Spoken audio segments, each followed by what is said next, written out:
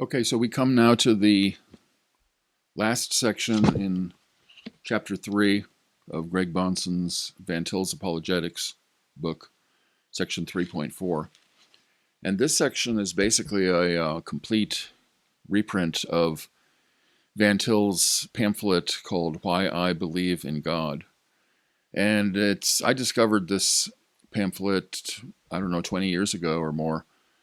And it really is a great pamphlet. Unfortunately, it appears to be out of print except in the Kindle edition.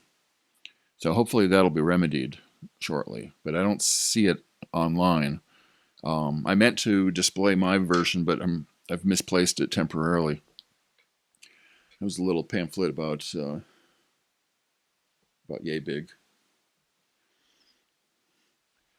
So he reprints the entire text in chapter 3, section 4, and uses this to illustrate the method of presuppositionalism as developed so far.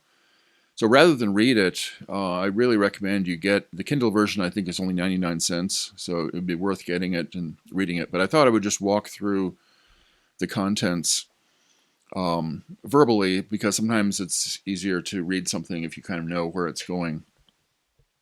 So the pamphlet is basically an imaginary discussion that Van Til is having with a free thinker or an agnostic, or his conversation partner.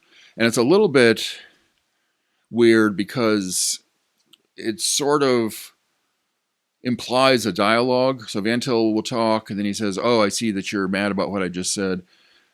So you don't get the other side of the dialogue. You kind of get Van Til presenting his side and then describing his opponent's response. So it's a dialogue in that form, which might seem a little odd at first. But anyway, he starts it out by setting the stage for Van Til, being kind of a country bumpkin raised on a farm, milking cows and whatnot. And on the other hand, his opponent is a sophisticated freethinker, resident of Washington, D.C., perhaps working for the federal government, that type of person. And he starts off the discussion by opening the door to the fact that modern philosophers have rediscovered the problem of evil. There's a lot of talk about evil and whether this might point to the role that a god might have.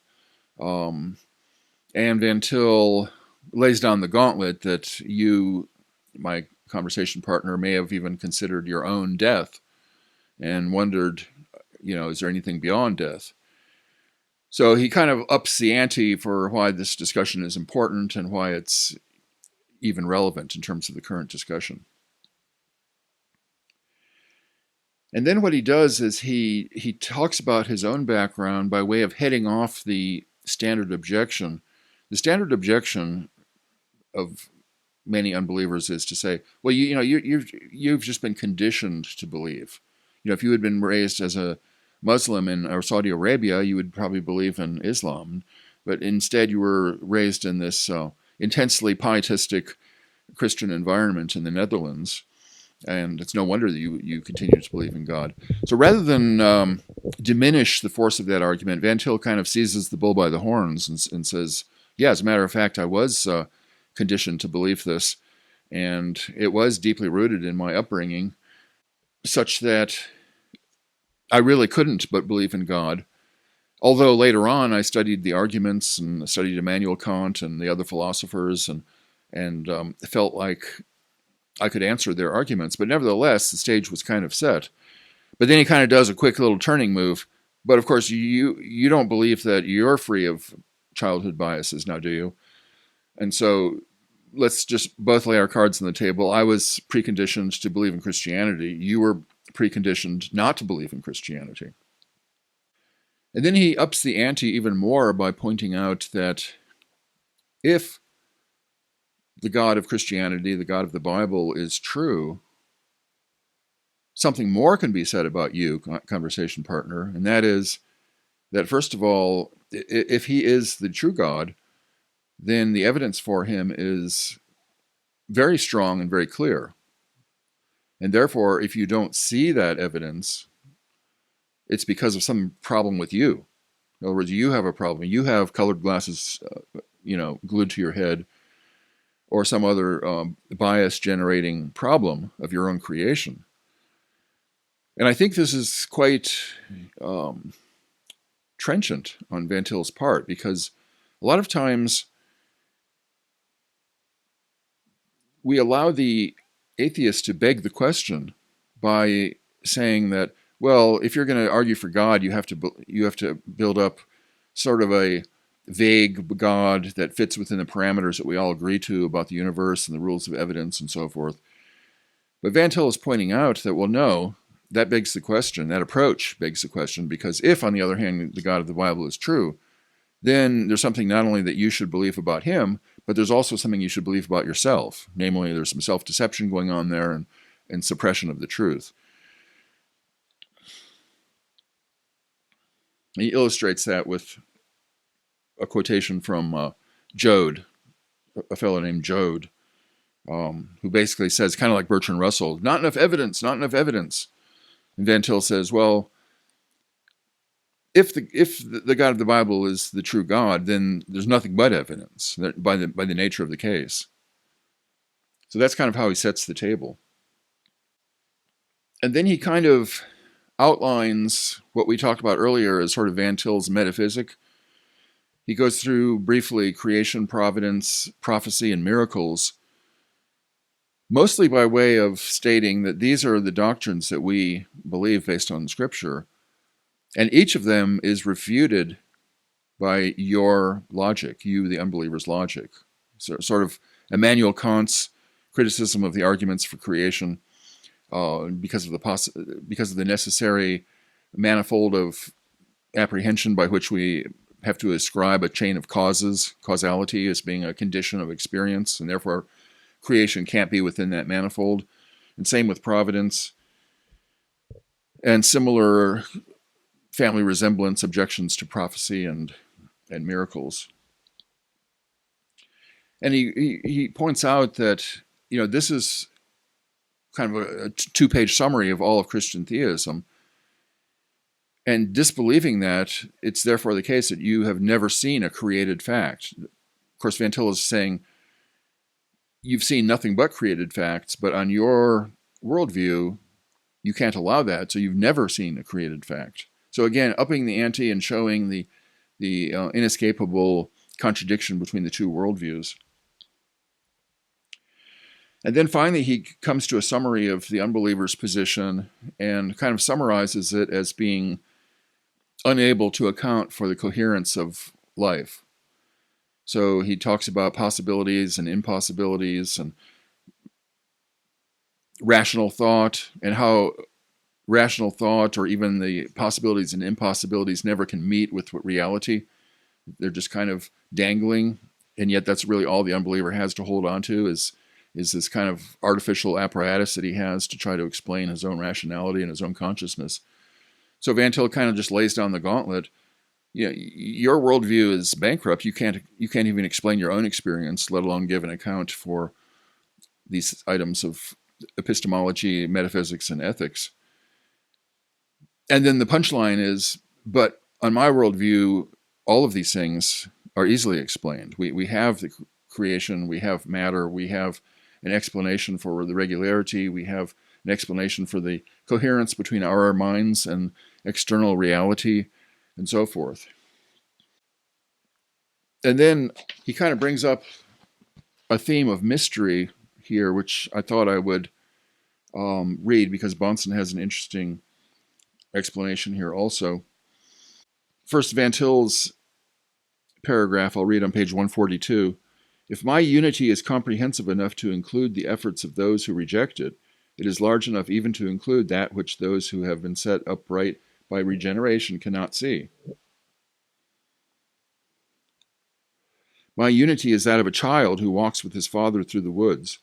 The child is not afraid because its father knows it all and is capable of handling every situation. So I readily grant that there are some difficulties with respect to belief in God and his revelation in nature and Scripture that I cannot solve. In fact, there is mystery in every relationship with respect to every fact that faces me. for the reason that all facts have their final explanation in God, whose thoughts are higher than my thoughts, and whose ways are higher than my ways. And it is exactly that sort of God that I need. Without such a God, without the God of the Bible, the God of authority, the God who is self-contained and therefore incomprehensible to men, there would be no reason in anything. And Bahnsen explains in footnote 141, thus, everyone must choose between two kinds of mystery at the center of their reasoning endeavors. The Christian accepts what is mysterious to him as a man, a revelation that transcends his reasoning, but knows that it is not mysterious to his Creator, whereas the non-Christian accepts an ultimate mystery that is devoid of explanation or meaning. And I think that's insightful in that every line of thought that you trace back to its roots, in fact, does end in mystery. We don't understand what it means to create something from nothing. We don't really understand what matter even is. We don't even know what we are. We can't see our own soul to know what is the stuff that makes up me. So every line of explanation ends in mystery. And it does for the unbeliever as well, because he also can't answer that. But the difference being that the revelation that God has given us, we claim, in the conversation, we claim that God has given us, but standing on that basis, we say the revelation that God has given us does shed light on all of these matters, but it also ends in mystery. But it's a mystery that clarifies rather than obscures. And this is one of the key differences. Every system will end in mystery, but our mystery enlightens. And it also gives the stage by which we can trust God, that God our Father, who has revealed a creaturely level of basis of understanding of these things, also knows the rest of the story. Whereas the unbeliever not only doesn't have meaning behind his ultimate mystery, but he has no basis for thinking that anything could ever rescue him from that situation. So I thought that was an interesting point. You know, the Trinity is another example of something that is mysterious to us, how God can be one yet three persons. And yet it's so powerful in its explanatory power that it's very much like I believe in the sun, not because I see its light directly, but because by it I see everything. That would be yet another example of a mystery. Van Til closes his exposition by leaving his conversation partner in God's mercy and inviting him to come back to continue the discussion. So the upshot was to head off at the pass you've just been conditioned to believe this by saying, well, yeah, in one sense I have, so have you. But now let's see which of our conditioned postures for explaining the world is successful at that. And he points out how his worldview that he was inculcated with as a child has continued to have explanatory power and illuminating power at every stage of his advanced education and his life in the world.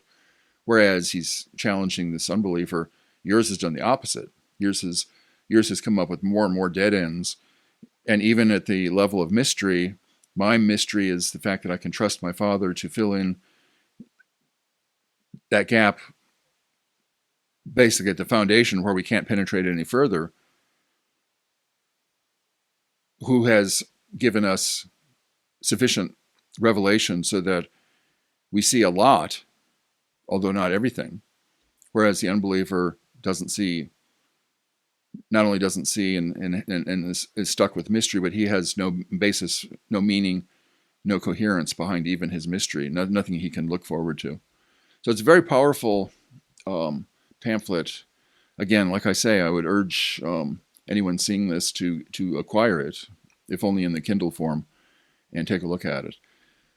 So this concludes chapter 3, and next time we'll start with chapter 4, which is called The Epistemological Side of Apologetics.